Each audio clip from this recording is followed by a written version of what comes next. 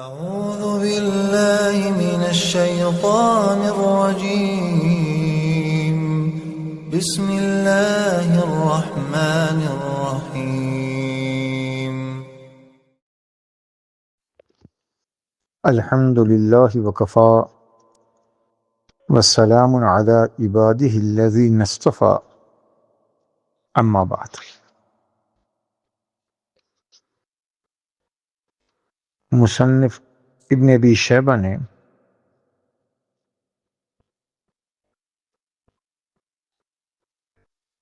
اللہ کے رسول صلی اللہ تعالی علیہ وسلم کا عمل نقل کیا ہے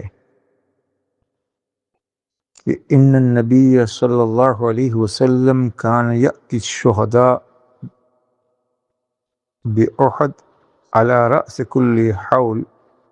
فیقول السلام علیکم بما صبرتم فنعم عقبی الدار، کہ اللہ کے رسول صلی اللہ تعالی علیہ وسلم ہر سال کے شروع میں احد کے شہداء کی زیارت کے لیے حاضر ہوتے تھے اور یوں کہتے تھے تم پر سلامتی ہو تمہارے صبر کی وجہ سے، اور دار آخرت بہت بہتر ہے۔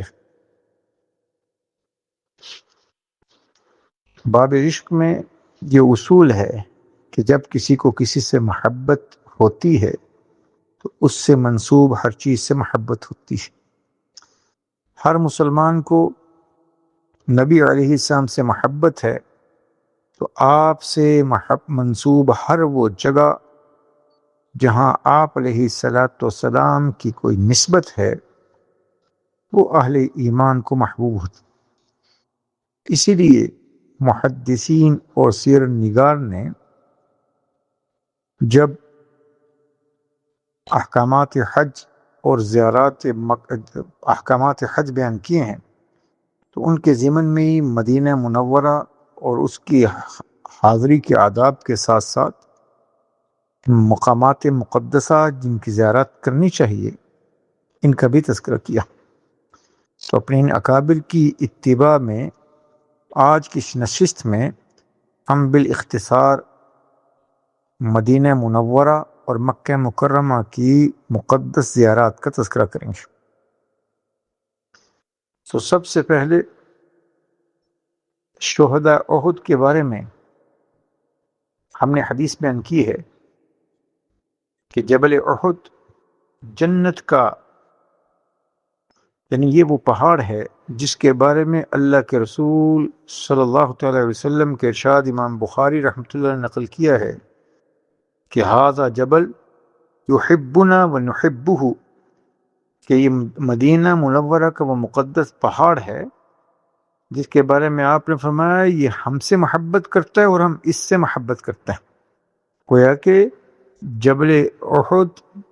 محبت اللہ کے رسول صلی اللہ علیہ وسلم سے محبت کرتا ہے اور یہ اللہ کے رسول کا محبوب ہے، تو لہذا ہر مسلمان کو اس سے محبت ہے۔ اسی طریقے سے جبل احد کے دامن میں غزوہ احد ہوا تھا جس میں تقریباً 70 صحابہ کرام رضوان اللہ علیہم اجمعین شہید ہوئے اور وہیں دفن کیے گئے، اور ان میں سید الشہداء نبی علیہ السلام کے چچا جناب حمزہ رضی اللہ تعالی عنہ وہ بھی شہید ہوئے اور ان کی قبر مبارک بھی وہیں پر موجود ہے، اور نبی علیہ السلام ہر سال احد کے شہداء کی زیارت کے لیے جاتے تھے۔ تو الحمدللہ نبی علیہ السلام سے محبت کے دعوے دار اور عملی طور پر محبت کرنے والے وہ بھی اس کا اہتمام کرتے ہیں۔ اسی طرح مدینہ منورہ میں مسجد قباء ہے جو مسجد نبوی سے جنوب کی جانب کم بیش 5 کلومیٹر کے فاصلے پر واقع ہے، اور یہ وہ مبارک مسجد ہے جس کی تعمیر میں نبی علیہ السلام نے بذات خود بنفس نفیس شرکت فرمائی، اور رسول اللہ صلی اللہ علیہ وسلم کی بعثت کے بعد تعمیر ہونے والی سب سے پہلی مسجد قباء ہے۔ مسجد حرام، مسجد نبوی اور مسجد اقصیٰ کے بعد دنیا کی چوتھے نمبر پر افضل مسجد وہ مسجد قباء ہے، اور نبی علیہ الصلوۃ والسلام نے اس میں 2 نفل پڑھنے کا ثواب عمرہ کے برابر قرار دیا، اور ہفتہ کے دن یہاں پر جانا یہ پسندیدہ اور مستحب ہے۔ چنانچہ امام بخاری رحمۃ اللہ علیہ نے عبداللہ بن عمر رضی اللہ تعالی عنہ سے نقل کیا ہے کہ کان النبی صلی اللہ تعالی علیہ وسلم یأتی مسجد قباء کل سبت راکبا ویصلی فیہ رکعتین، کہ آپ علیہ السلام ہر ہفتہ کے دن سوار ہو کر مسجد قباء تشریف لے جاتے تھے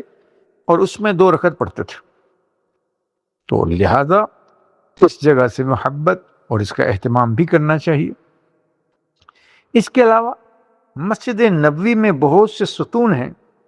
اور عربی زبان میں ستون کو اسطوانہ سے تعبیر کیا جاتا ہے۔ ان میں سے بعض ستونوں کے ساتھ نبی علیہ السلام کے مبارک خاص واقعات متعلق ہیں، اس لیے ان خاص مبارک ستونوں کا تذکرہ بھی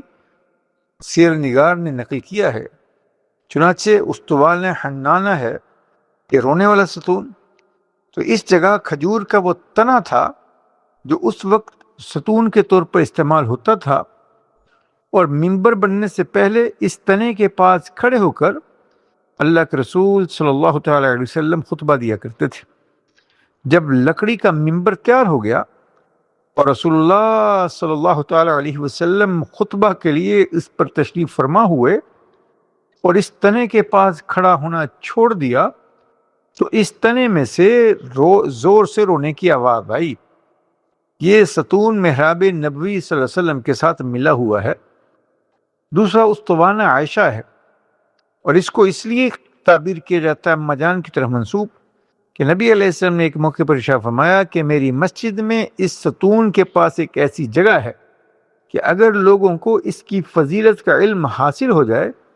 تو وہ وہاں نماز پڑھنے کے لیے قرعہ اندازی کرنے لگے، اور اما جان نے اس جگہ کی نشاندہی فرمائی تھی، اس لیے اس ستون کو ستون عائشہ سے تعبیر کرتے ہیں۔ جناب ابو بکر صدیق، جناب عمر فاروق رضی اللہ عنہما اس کے قریب نماز پڑھا کرتے تھے، اور ایک روایت میں یہ بھی ہے کہ یہاں دعا قبول ہوتی ہے۔ ایک استوانہ سریر، چارپائی والا ستون، یہ رسول اللہ صلی اللہ علیہ وسلم جب اعتکاف فرماتے تو کبھی رات میں اس جگہ پر آپ کی چارپائی بچھا دی جاتی تھی اور آپ علیہ السلام وہاں آرام فرماتے تھے، اس لیے اس کو استوانہ سریر کہتے ہیں۔ ایک استوانہ حرس، پہرے داری کا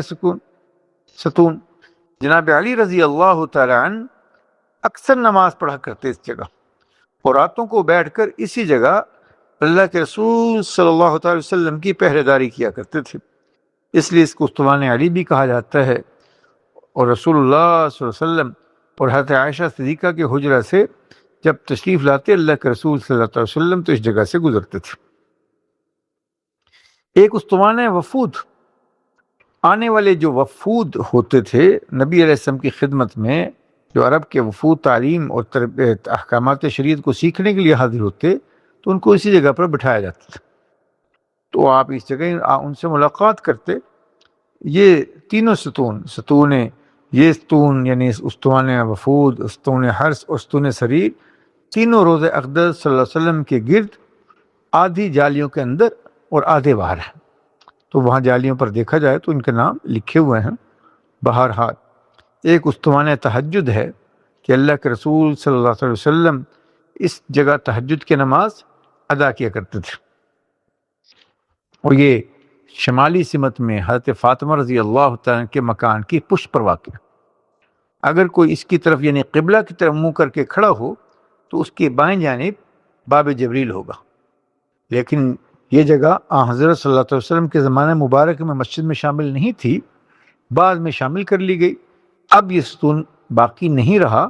اور وہاں ایک محراب بنا دی گئی۔ اسی طرح ایک استوانہ جبریل کہ حضرت جبریل علیہ السلام کے آنے کی خاص جگہ تھی، لیکن یہ ستون بھی روضہ اقدس کی تعمیر کے اندر آ گیا، اس لیے باہر سے اب اس کی زیارت نہیں ہو سکتی۔ ان 8 ستونوں پر عربی زبان میں ان کے نام آج بھی تحریر ہے۔ اس کے علاوہ ریاض الجنہ ہے۔ نبی علیہ السلام کے ارشاد امام بخاری امام مسلم نے نقل کیا ہے کہ ما بین بیتی و منبری روضۃ من ریاض الجنہ، کہ میرے گھر اور میری جو ہے منبر کے درمیان جو جگہ ہے وہ جنت کے باغیچوں میں سے ایک باغیچہ ہے۔ تو لہذا ان سب جگہوں کا اندر جانا اور اس جگہ پر عبادت کرنا، اور پھر اس کے علاوہ مدینہ منورہ کی جو خاص مساجد ہیں، مساجد خندق ہے جہاں پر غزوہ احزاب ہوا تھا اور خندق کھودی گئی تھی، اور وہاں پر جو ہے نبی علیہ السلام نے مختلف جگہ پر نماز پڑھی، 3 چیز آپ نے دعائیں کی تھی، تو لہذا وہاں پر مساجد بنا دی تھی، مختلف مساجد تھیں صحابہ کے نام سے، لیکن اب ان کو ختم کر کے ایک بڑی مسجد بنا دی گئی۔ پھر مسجد قبلتین ہے کہ جہاں پر تحویل قبلہ کا حکم ہوا، اور وادی عقیق کے قریب ہے، تو اس میں ایک محراب بیت المقدس کی جانب ہے جو مسلمانوں کا پہلا قبلہ تھا، اور دوسرا کعبہ کی جانب، اور تحویل قبلہ کا واقعہ چونکہ یہاں ہوا تھا اس لیے اس کو مسجد قبلتین کہتے ہیں۔ اس کے علاوہ مسجد الاجابہ ہے، یہ جنت البقیع سے شمالی جانب یہ مسجد ہے۔ ایک مرتبہ اللہ کے رسول صلی اللہ علیہ وسلم نے 2 رکعت نفل پڑھ کر 3 دعائیں یہاں فرمائی تھی، جن میں سے 2 قبول ہوئیں، اس لیے اس کو مسجد الاجابہ، دعا قبول ہونے والی مسجد کہا جاتا ہے۔ مسجد غمامہ، یہ مسجد نبوی صلی اللہ علیہ وسلم کی مغرب جانب میں ہے، اور رسول اللہ صلی اللہ علیہ وسلم یہاں کھلی جگہ عیدین کی نماز پڑھایا کرتے تھے۔ بعد میں یہ مسجد بنا دی گئی، اس کو مسجد مصلی بھی کہتے ہیں کیونکہ مصلی عیدگاہ کو کہا جاتا ہے۔ الحمدللہ اب یہ مسجد بھی کھول دی گئی ہے اور لوگ یہاں پر بھی نفل پڑھ سکتے ہیں۔ تو بہرحال اس جگہ کی زیارت کرنا، اور پھر ایسے ہی مکہ مکرمہ میں، کیونکہ نبی علیہ السلام اصلاً مکہ والے ہیں، آپ کی ولادت مکہ مکرمہ میں ہوئی، عمر مبارک کے 63 برس میں سے 53 برس مکہ میں گزرے، لہذا مکہ مکرمہ سے بھی آپ علیہ السلام کی خاص یادیں وابستہ اور خاص نسبت ہے، تو لہذا مکہ مکرمہ میں جنت المعلا ہے، مکہ مکرمہ کا قدیمی قبرستان ہے، جناب سیدہ ام المؤمنین سیدہ خدیجہ الکبریٰ کی قبر اطہر بھی یہیں پر ہے، جبل ثور، جہاں پر آپ علیہ السلام ہجرت کے وقت آپ اور جناب ابو بکر صدیق رضی اللہ تعالی عنہ اس پہاڑ میں 3 راتیں آپ ٹھہرے تھے، اور اس چوٹی کے جو ہے اس کی چوٹی کے پاس غار ہے، تو اور قرآن پاک ثانی اثنین اذ ہما فی الغار، قرآن پاک میں اس کا تذکرہ ہوا۔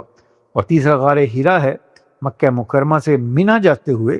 بائیں جانب پڑتا ہے، تو نبوت سے بیشتر نبی علیہ السلام اس غار میں جا کر عبادت کیا کرتے تھے، اور جو قرآن پاک کی پہلی جو آیات اتری وہی وہ اسی غار ہیرا میں نازل ہوئی۔ مسجد الرایا، تو یہ رسول اللہ صلی اللہ علیہ وسلم نے اس جگہ فتح مکہ کے دن اپنا جھنڈا نصب کیا تھا۔